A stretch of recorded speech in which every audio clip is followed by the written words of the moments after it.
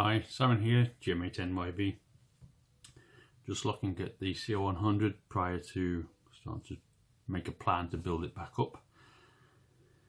So I was trying to work out, before I put all the main components in, is get the wiring in first that go from one side of the chassis to the other. It'd be much easier than trying to thread the wiring through the parts I'm putting in. So I just temporarily put things together here to get an idea. Now, one thing I came across was there's nothing wrong with this switch. This is the mode switch. It takes HT power, depending on which way you put it, and it switches the AVC, automatic volume control, or modern parlance is automatic gain control, I suppose. And you can have it on AM with AVC or AVC off, and on the CW brings in the BFO, and you can turn off the AVC. Right, on closer inspection, I think I found a mistake with the original drawing here. It's hard to explain. I'll try and explain it here. This is the mode switch. Power comes in on pin 2. It's hard to see on this, but it goes to the center ring. This is the front side of the switch, and it's also connected to connected to 5, so those two are connected together. Now this nodule here is the switch position. Now on the reverse side, which basically just takes the AVC line down to ground, we have this coming in on 7, the AVC line coming on 7, and there's a 7 here which is connected to 6. If this was switched to pin 7, the HT would be put onto pin 7, or pit switch. 6 and 7 are joined. Effectively, you'd short out the HT line, high tension line. When I look closely on this switch, number 7 is not actually used on the reverse side, fortunately, but they've wired this line here. They've wired that into 7, when in actual fact it should go to 1. Because number 1 there would then switch just on the clockwise. This is anti-clockwise rotation. On the clockwise rotation, it would switch the AVC lines to ground. But the way they've shown it there, 7 will be connected to 1. You've got 2 coming in here, and when that little nodule here was switched to the 6 or 7 at the 6 position. Effectively, and if you'd wired that 7 in, when you switch to 6 here, you'd effectively short out the HT line. So on closer examination of the switch, this internal link on the switch isn't there. So if you just wired it to 7, you'd have a problem, because you'd be wiring it directly here, which you can short out the HT. So this line here, I've drawn it faintly, should go to pin 1 on the reverse side of the switch. Right, that's a little mistake I made there, found there, so I'm aware of that. Right, now the other diagram we have that came with the manual is this one. It's the HT wiring, which is quite handy.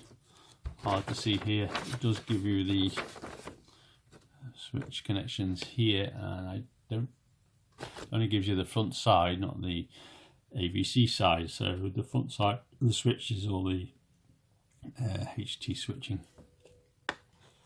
Got the mains transformer here, and this is what I'm going to try and follow. You've got these are the little boards here, one there, IF board, and the RF board, all the way around, whatever. So this is the HT wiring, which I'm going to follow first. So what I'm going to do is get these wires in place, or the HT wires. Also looking at these boards here, each board has its own.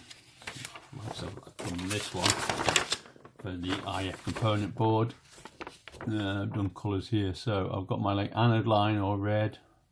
I've got my grid line in blue, cathode line, and yellow, which is hard to see, but that's my screen supplies to the screen grids. So obviously all these need to be connected up. Some of them are connected up with this HT, and there's one or two that need to be put in. There's a few coaxes that need to be put in as well. So I shall show you my mock-up of trying to plan what I'm doing here. Okay, this is the chassis here. This is the coil pack, or where it sits. It's not actually bolted in. I just put that in to give me an idea of the space. It'll probably be the last thing that goes in. These are the coloured wires here. I'll show you on that side. Right, I've cut 3 coax already. Most of them go from IFT5 and V8, which is your detector valve, and this is where IFT8 goes. Now these thread round. One goes to the little board that slots in here. The others go to these valves here, which is the valve 8. So that's what a quick plan of what I want to do here. There's a few more to go in. I've got one of the heaters. I'll put most of the heaters in. This is another heater wire needs to be connected up. So that's just having a look around. A few more wires to work out where they go and run them in.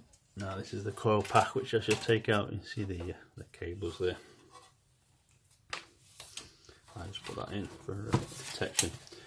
So this is the inside of the chassis. This here goes to from the rectifier to the main smoothing capacitor. Then there's 2 chokes to go through it, and then continue with the rest of it. Just seeing that's the actual, a couple of components there, and that's the mode switch, which is, if I'm right, is there. Okay, so that's what I'm starting to do for this next few days, probably work out where all the cables go. These original cables, I don't have it here, was in a plastic tube, and that plastic tube has gone really hard and brittle. It's not very flexible. I'm not going to use it again. So I've ordered some modern stuff, some 10mm tubing, so I can run these cables in neatly and get them out of the way of the rest of the components.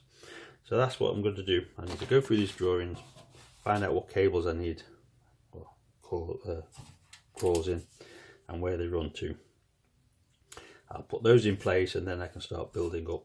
I'll probably put the capacitors in and start building the tag boards in. Right, that's it for now. I've still got Planet ahead. I've got a few bits to iron out, and I like to go as smooth as possible. I don't end up having to put half the stuff in there and realise I've left a wire out and have to dig in to get it in there. Right, okay, well, thanks for watching the little video here and an explanation of how I'm going to proceed. Most of the components I have now done and restored, or cleaned up anyway. So it's just a matter of slowly building it up. Right, and thank you very much, and see you all again. Bye.